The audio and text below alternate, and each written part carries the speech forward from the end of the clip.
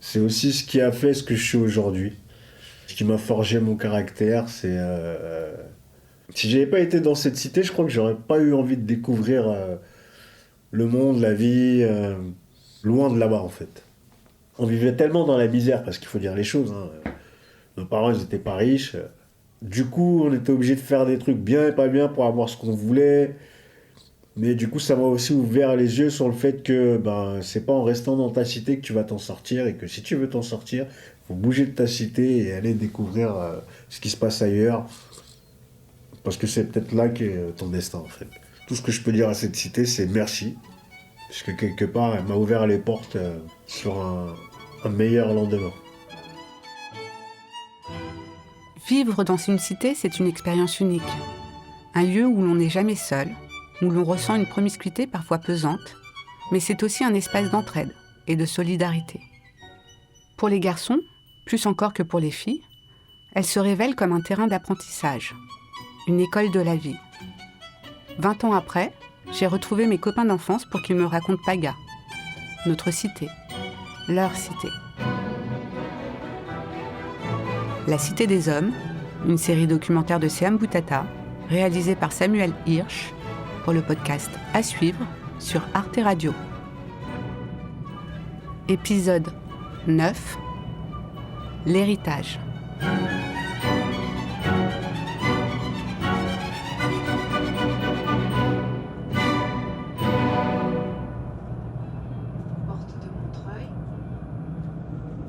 T'es entouré de gens qui sont du même milieu social, défavorisés.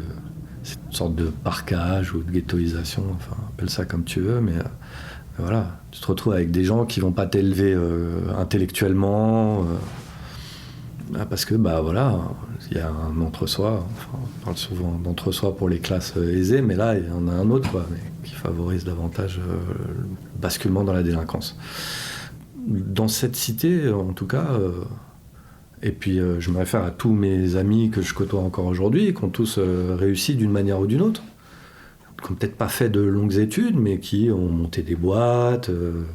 Voilà, il y a aussi, tu peux acquérir un esprit de débrouille que l'école ne t'apprend pas aussi, quoi. J'ai pas peur des gens, je suis pas timide, j'ai aucun problème pour parler devant plusieurs personnes. Je baisse pas les yeux.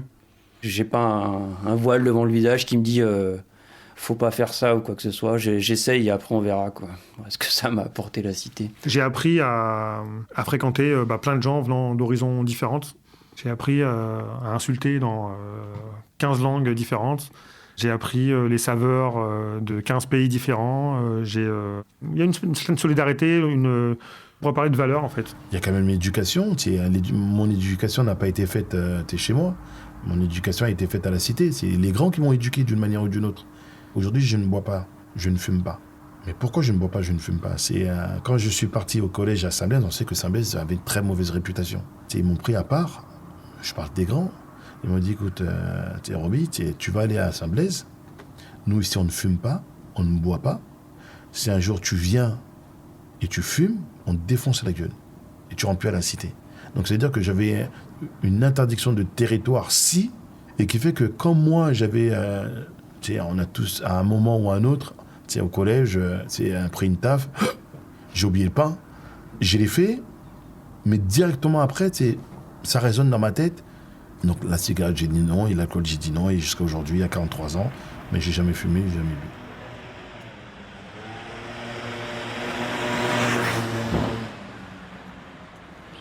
Moi, je suis persuadé que si tu demandes à l'ensemble des copains ce qu'ils ont pensé de la cité, tout le monde garde un souvenir assez tendre. J'en suis sûr. Parce qu'on était une vraie bande de copains, quoi. Mais je pense que les relations que tu as dans une cité, il y a peu d'endroits où tu peux les avoir comme ça. Peut-être à l'armée, mais ça dure beaucoup moins longtemps. Et on n'a jamais fait l'armée, mais il y a vraiment ce sentiment de corps, le sentiment de communauté, très très fort. Surtout avec de vivre les mêmes choses. Et le fait qu'on soit tous de milieux qui se ressemblent quand même. Puis, oui, enfin, il y a une culture cité aussi. C'est-à-dire qu'on pouvait être français, juif, après il faut le dire beaucoup plus maghrébin ou noir. Ça fait un peu vérité, enfin comment dire. C'est une école de la vie, quoi. Parce que il faut se battre, tu vois aussi. faut se battre pour te faire respecter. Et après, avec les années, on se rend compte qu'on se fait respecter pour des choses différentes. Mais et une fois de plus, le fait qu'on est quasiment tous issus de milieux assez défavorisés, donc on n'a pas les parents qui étaient directeurs, CSP+, on n'allait pas au cinéma, théâtre, on ne savait pas ce que c'était, musée, on n'allait pas au musée, on n'allait qu'une fois en vacances, quasiment, c'était retour au bled pendant l'été. C'est quand même des schémas, des lignes, des tracés un peu parallèles, mais qui se ressemblent beaucoup finalement. Et c'est pour ça que beaucoup, malheureusement, de trajectoires se ressemblent et finissent en tôle ou finissent mal, ou finissent dans arrêt des études ou orientation à partir de la 4e ou de la 3e seconde, et ou ceux qui arrivaient à accrocher un bac à arrêter au bout d'un an d'études, quoi.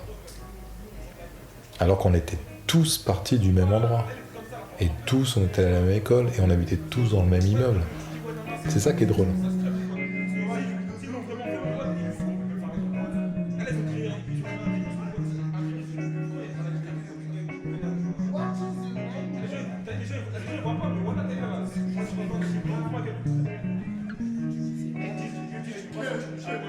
Le fait de devoir chercher à faire de l'argent par un moyen ou un autre, ça réveille un côté chez nous entrepreneur. On se dit, bon, alors voilà, c'est ça le business, bon, c'est ça le produit, donc c'est quoi le client, donc c'est quoi la méthode, et on crée des espèces de process, mais c'est un peu ça le délire. En tout cas, je suis fier de mon parcours, je ne sais pas si c'est un bon ou un mauvais parcours. Je suis passé par des très hauts, je suis passé par des très bas aussi. Je suis arrivé à l'âge de 18 ans, j'ai vu que ça partait en couille parce que les mecs ils commençaient à se faire serrer, ils allaient en prison, ils allaient en truc, donc c'était pas bon. Même les grands commençaient à avoir des problèmes. Donc l'exemple il s'effrite un petit peu, tu te rends compte que c'est pas le bon. Moi j'ai eu la chance de connaître aussi d'autres juifs qui eux commençaient à travailler ils faisaient de la publicité, il y en a qui travaillaient dans le sentier. Donc j'ai commencé à avoir un autre point de vue, de dire putain tu peux faire de l'oseille là ou là. Et puis là pour le coup c'est légal. Alors c'est pas arrivé tout seul. Moi je sais qu'un jour ma mère elle rentre du travail en larmes, je m'en rappelle, et elle me dit putain j'ai plus de travail. Et je dis, mais c'est pas grave, tu vas retrouver un autre boulot. Elle me dit, mais non, j'ai 48 ans, qui va me vraiment déjà 48 ans, c'est pas comme ça, c'est compliqué. Et là, je dis, mais écoute, toi, je me rappelle à l'époque, tu fabriquais des vêtements parce qu'elle était fabricante de vêtements, moi, ma mère, à l'époque, avec mon père. Et ils gagnaient bien leur vie. Elle me dit, oui, mais j'ai 48 ans, j'ai plus la force de courir. Je dis, ben ça tombe très bien, moi j'ai des jambes. Tu vas faire la tête, et puis moi je vais faire les jambes. Tu vas me dire ce qu'il faut faire, et puis moi je vais faire. Ben, il n'y a pas le choix, donc on l'a fait. Mais quand je suis arrivé dans le sentier, moi je suis arrivé dans le sentier avec la tête rasée, un survêt Lacoste, le manteau jaune Timberland, le bonnet Lacoste, tu sais, relevé le pêcheur, le regard toujours énervé. Je sais pas pourquoi je marchais comme ça dans la rue, et j'arrive dans un monde comme dans La Vérité si je mens. Les mecs, ils ont les cheveux gominés, ils ont les cols comme ça, un Indien dans la ville. Parce qu'en fait, la cité, il y a plein de codes. On a des façons de parler, on crache par terre, je sais pas, on est vulgaire, on est nerveux, on regarde mal. Tu me serres la main, tu me regardes pas dans les yeux. Moi, tu m'as manqué de respect. Genre, oh, t'es fou, on va faire ça. Et là-bas, c'est pas ça, ça n'a strictement rien à voir. Donc j'ai mis peut-être un an et demi à m'adapter à ce monde-là. Mais on a envie de s'en sortir, on a une putain d'envie de s'en sortir, donc on est prêt à travailler. Puis vu qu'on part un peu complexé, parce qu'on se dit putain, on est des mecs de cité, donc ben, en fait, ça nous oblige à faire le double des efforts, comparé à d'autres. Donc moi, je travaillais 15 heures par jour. Une chose est sûre, c'est que tous les noms que je t'ai cités, je les oublierai jamais.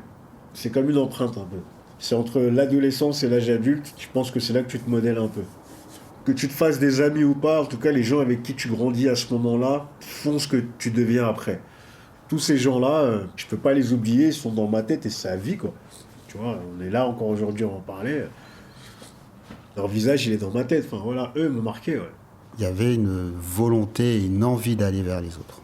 Et c'est surtout ça l'intérêt pour moi du vivre ensemble. Le vivre ensemble, ça se décrète pas, ça s'impose pas, il faut avoir la volonté de le faire. Si jusqu'à maintenant, je me suis amené à aller voir, par exemple, quand je vais à la cité voir d'autres parents ou des amis pour justement, ne serait-ce que prendre des nouvelles, c'est bien la preuve qu'il y a ce vouloir vivre ensemble. Forcément, aujourd'hui, chacun est parti un peu de son côté, mais ce qui est assez drôle, c'est que c'est une cité qui est dans l'Est parisien, et quand je regarde, l'essentiel des gens avec qui j'ai grandi, qu'on a grandi, sont restés dans l'Est parisien. Et proches. Ils ne sont pas allés plus loin, donc c'est bien la parfaite illustration que ça reste quand même un point de socle, un point de contact important.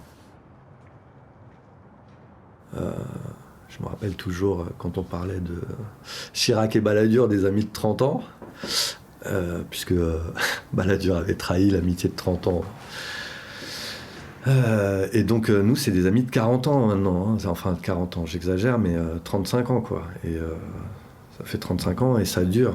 Et c'est solide. On dit souvent que les vrais amis, on les compte sur les doigts d'une main. Moi, je pourrais dire 2 mains parce qu'on était nombreux. Et puis, ouais, ça tient encore aujourd'hui. Mais ça, c'est pas propre à toutes les cités, hein, parce qu'il y a des gens qui, une fois qu'ils ont quitté la cité, veulent plus entendre parler des gens qu'ils ont connus et de ce passé-là. Mais nous, en l'occurrence, ouais, il y a des amitiés très fortes qui se sont créées. Donc voilà ce que j'en retiens. Aujourd'hui, toi, tu reviens après 10 ans qu'on ne s'est pas vu. Mais pour moi, c'est comme si je t'avais vu hier. Cette relation qu'on a, toi et moi, elle ne changera jamais. Mais la relation, il y a des fois, j'appelle Madala, si je peux le nommer, ou Charlin, ou Jaco, ou n'importe qui. C'est même si on ne s'appelle jamais, mais le jour qu'on se verra, on parlera comme si on était encore sur les bancs de l'école. Robinson, ça a été après Braille et tout ça, d'une certaine manière un peu le boss de la cité, gérer le trafic de la cité, les grosses bagarres et tout ça. Mais pour moi, le plus important, c'est qu'à un moment, donc, il s'est associé avec un mec et ce mec avait une boîte de bâtiment. Et ça a duré 1 an ou 2 max. Et le mec a foutu en l'air la société. Donc je sais pas, là, moi je connais pas les tenants, les aboutissants. Mais en gros, la société, elle devait être liquidée, quoi. Et Robinson, pas d'accord, il avait mis ses billes dedans. Il a dégagé le mec, en gros, quoi. Et il a dit, moi, maintenant, je vais m'occuper de la société tout seul. Sauf qu'il avait jamais fait d'études de rien, et il s'y connaissait pas, donc, pour tenir une société, ni dans le bâtiment. Et pourtant, il a réussi à tenir la boîte. Et aujourd'hui, il a toujours, cette boîte. Et là, vraiment, big respect. Et ça prouve vraiment que c'est quelqu'un qui a vraiment une force aussi de caractère. Et il y a peu de gens qui auraient, à ce moment-là, réussi à s'accrocher pour s'en sortir et de créer sa boîte. Je trouve ça intéressant parce que c'est comment on se sort de la cité.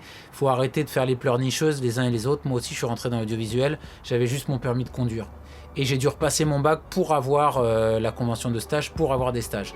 Donc il y a un moment, oui, les belles gueules, ça aide.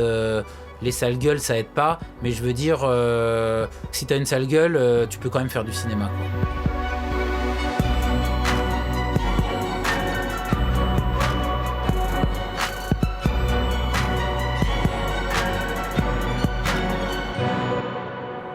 Cette série est dédiée à la mémoire de Cédric, alias Timer, celui qui n'avait pas le temps, qui nous a quittés à l'automne 2020.